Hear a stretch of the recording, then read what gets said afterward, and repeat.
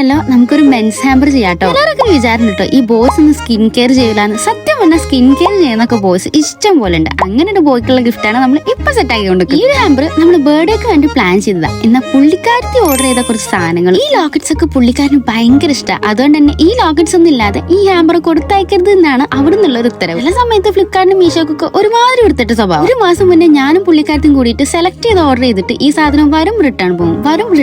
ഇതെന്നായിരുന്നു അവസ്ഥ. ഫൈനലി ഈ ലോക്കറ്റ്സ് നമ്മളെ കയ്യിൽ കിട്ടിട്ടോ. കുറച്ചധികം ലേറ്റ് ആയാലും ആൾക്ക് ഇഷ്ടപ്പെട്ട സാധനം കൊടുക്കുമ്പോൾ ആളും ഭയങ്കരമായിട്ട് ഹാപ്പി ആവുമല്ലോ. ബർത്ത്ഡേ ടോപ്പ് മാറ്റി ഞാനൊരു ജസ്റ്റ് ഫോറി ആക്കി. പിന്നെ ഫൈനൽ ലുക്ക് കാണാല്ലേ.